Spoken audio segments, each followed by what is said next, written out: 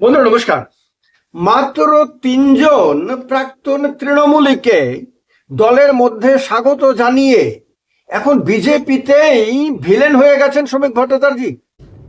এত কম সময়ের মধ্যেই দলের কর্মীরা তাকে নানান রকম ভাবে তাকে নিন্দার স্বীকার করছে, সমালোচনার স্বীকার করতে শুরু করেছে। নানান রকম ভাবে তার দলের কর্মীরা তাকে আক্রমণ করতে শুরু করেছে। যে ৩ জন তৃণমূলী সাংসদ এখন প্রাক্তন এবং আগামী দিনে তারা বিজেপির হয়ে জিতে বিজেপির সাংসদ হবেন, তাদেরকে কি শ্রমিক ভট্টাচার্য নিজে একা সিদ্ধান্ত নিয়ে দলে যোগদান করিয়েছেন? কিন্তু আজকে তার দলের কর্মীরা তাকে কি ধরনের আক্রমণ করছেন আমি কয়েকটা স্ক্রিনশট তুলে ধরে আপনাদেরকে বলবো। আপনারা অবাক হয়ে যাবেন যে মাত্র কিছুদিন আগে পর্যন্ত যে শ্রমিক ভট্টাচার্য মানে বিজেপির প্রদেশ সভাপতি, যিনি তার কট্টর বিরোধীদের পর্যন্ত প্রশংসার পাত্র ছিলেন, আজকে তার নিজের দলের কর্মী ফেসবুকে পোস্ট দিয়ে বলছেন যে ধিক্কার, তীব্র ধিক্কার মাননীয় রাজ্য সভাপতি শ্রমিক ভট্টাচার্য মহাশয়ের উদ্দেশ্যে। একজন সাধারণ বিজেপি কার্যকর্তার খোলা প্রশ্ন, বিজেপিতে কি কোনো যোগ্য ব্যক্তি ছিল না? দিনের পর দিন মার খেয়ে ঘর ছাড়া হয়ে রক্ত জল করে যে নিষ্ঠাবান কর্মীরা দলকে বাঁচিয়ে রাখলো, আজ রাজ্যসভায় পাঠানোর সময় তাদের অবদান শূন্য। তৃণমূলের দলছুট ও দুর্নীতিগ্রস্তরা কেন পুরস্কৃত হচ্ছে?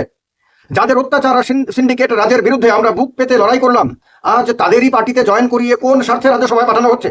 কর্মীদের বলিদান কি শুধুই ব্যবসার পুঁজি? প্রশ্ন করছে। বলছে তৃণমূলের নেতাদের মাথায় বসিয়ে আমাদের আদর্শ আর লড়াইকে এভাবে প্রতিনিয়ত অপমান করা বন্ধ করুন। নেতাদের স্বার্থে আদর্শ বিক্রি চলবে না। বলছেন কে? একজন মঙ্গল মালিক নামে একজন বিজেপি কর্মী, তিনি নিজে বলছেন যে তিনি বিজেপি কর্মী।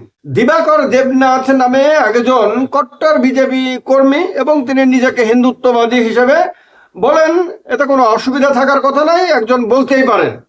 তিনি একটা পোস্ট করে লিখেছেন, তৃণমূলের নেতাদের নিয়ে আর কিছু কথা বলবো না, কারণ প্রকাশ্যে বাড়াই 4 তারিখের আগে পর্যন্ত বিজেপিকে গালাগালি দিয়ে যদি ভোটের পরে বিজেপির থেকেই রাজ্যসভার সাংসদ হতে পারে, তাহলে এরাও কালকে ভালো তৃণমূল হয়ে বিজেপির লোকসভার প্রার্থী হতে পারে।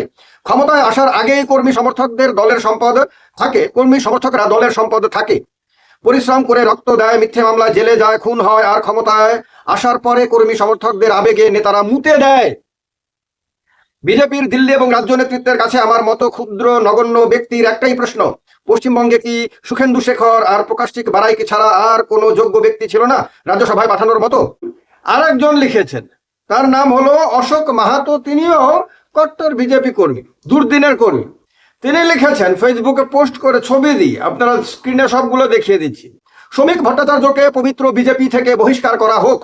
দল বিরোধী আচরণ, জনগণের অসম্মান, দলের ভাবমূর্তি নষ্ট, এগুলো কোনোভাবেই বরদাস্ত নয়। পবিত্র বিজেপিকে কলঙ্ক মুক্ত রাখতে শ্রমিক ভট্টাচার্যকে বহিষ্কার করা হোক। মানে শ্রমিক ভট্টাচার্যকে কিভাবে টার্গেট করছে বুঝতে পারছেন? যেন সবটা অপরাধ তার। এবার বিজেপিরই আরেকজন কট্টর সমর্থক এবং সম্ভবত একসময় তিনি বিজেপির ক্যান্ডিডেটও হয়েছিলেন, সন্ময় বন্দ্যোপাধ্যায়, তিনি নিজে ফেসবুকে পোস্ট করে লিখেছেন, দলের মধ্যেই ঝড় দিল্লির চাপিয়ে দেওয়া রাজনীতির জন্য জোড়া স্ট্রাইকে প্রশ্ন দলেই। তিনি দুজনের ছবি দিয়েছেন, সেখানে একজন সুখেন্দু শেখর রায় আর একজন সুস্মিতা দেব। অনির্বাণ ব্যানার্জি নামে একজন কট্টর তৃণমূল সমর্থক এবং নেতা, তিনি একটা পোস্ট দিয়েছেন, ওই ছবিটাকেই পোস্ট করে তিনি লিখেছেন, পার্টি কিন্তু এই সব একদম সাপোর্ট করে না। মানে কিরকম ভাবে খোঁচা দিয়েছেন, ব্যঙ্গ করেছেন, বিদ্রুপ করেছেন, বুঝতে পারছেন নিশ্চয়ই।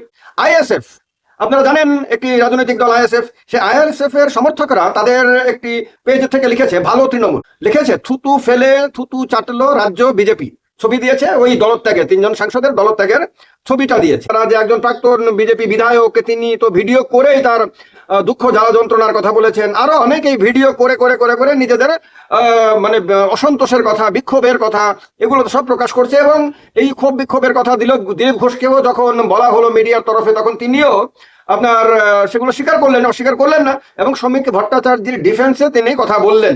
তবে হ্যাঁ, এটা তো ঠিকই যে বিজেপির মতন একটি দলে একজন রাজ্য সভাপতি কি এত বড় সিদ্ধান্ত নিতে পারেন?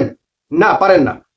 যারা বিজেপি সম্বন্ধে জানেন অল্প বিস্তর হলে জানেন, তারা খুব ভালো করে জানেন যে শ্রমিক ভট্টাচার্য তো দূরের কথা, এমনকি শুভেন্দু অধিকারী, যিনি পশ্চিমবঙ্গের মুখ্যমন্ত্রী বর্তমানে, তিনি নিজেও যদি মনে করেন যে তৃণমূলের কোনো সাংসদকে নিজের ইচ্ছায় একক সিদ্ধান্তে তিনি দলে যোগদান করিয়ে নেবেন, এটা সম্ভব না।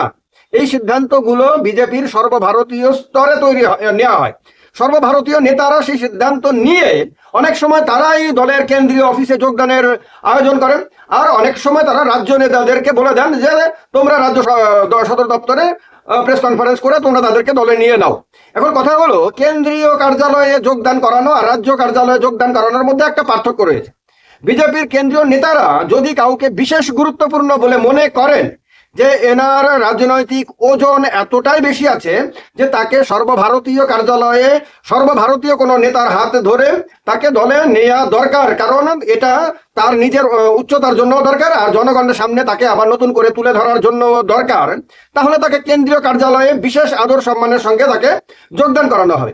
আর যদি সেটা মনে না করে তাহলে রাজ্য কার্যালয়ে তাদেরকে যোগদানের কথা বলে দেয়। তো এই তিনজন এমপির ক্ষেত্রে তাই হয়েছে। তবে এইটা পরিষ্কার যে তাদের ব্যাপারে কেন্দ্রীয় নেতারা সিদ্ধান্ত না নিলে এত বড় সিদ্ধান্ত এই সময়ে একেবারে নিতে পারতেন না, মানে শ্রমিক ভট্টাচার্য বা অন্যান্যরা। এবার কথা হলো, নানান জন দেখছি পুরনো সমস্ত ভিডিওগুলো ছাড়ছে।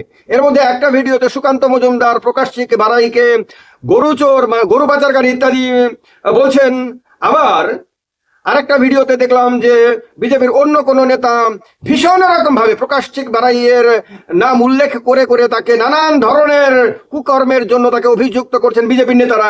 সেই সমস্ত ভিডিও আবার নতুন করে ভাইরাল হচ্ছে।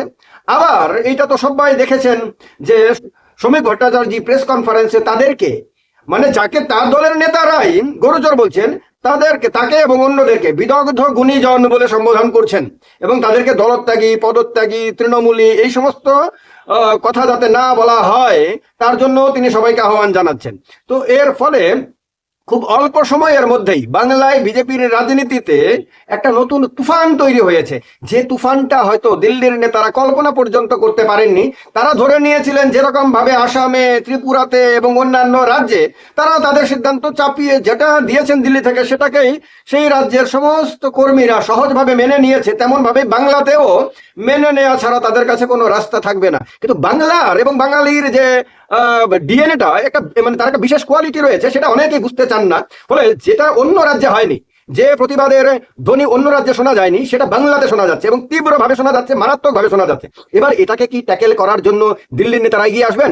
না, শুভেন্দু অধিকারী এবং শ্রমিক ভট্টাচার্যদেরকেই তাদের সামনে সমস্ত কিছু বোঝানোর জন্য দায়িত্ব দিয়ে নিজেদের কর্তব্য থেকে হাতে ধুয়ে নেবেন? আপনাদের কি মনে হয় যে এই যে বিজেপির ভেতরের অবস্থা, এটা তৃণমূলের কর্মীদের জন্য, নেতাদের জন্য অনেকটা হাফ ছেড়ে বাঁচার মতন? কারণ এখন ফোকাসটা আর তৃণমূল কর্মী, তৃণমূল নেতার প্রতি আর থাকবে না বিজেপির সাধারণ কর্মীদের। কারণ হলো, এতদিন ধরে যারা ডিম ছুঁড়েছিল তৃণমূলীদেরকে দেখলে পরেই তারা এবার ভাবতে বাধ্য হবে যে যাকে আজকে ডিম ছুঁড়ছি, যাকে আজকে গালি দিচ্ছি, যাকে আজকে নানান রকম ভাবে অপমানিত করছি, আগামী দিন যদি সেই বিজেপিতে যোগদান করে এবং বিজেপির নেতারা তাকে যদি আরো বেশি যোগ্য বলে মনে করে, তাহলে ভাই আমার মাথার উপরে বসিয়ে দেবে, এরপরে তার অধীনে কাজ করতে হবে।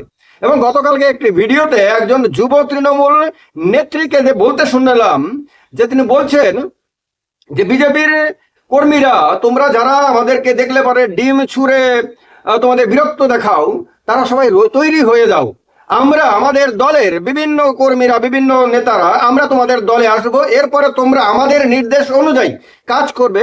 আর আমরা কত ভালো নেতা, কত বড় নেতা, কত গুণী নেতা, সেগুলো কিন্তু তোমরাই বলবে। তো সুতরাং তোমরা মানসিক প্রস্তুতি নাও, আমরা আসতে শুরু করেছি, এই তো মাত্র 3 জন এলো, আমরা আরো অনেকেই আসবো।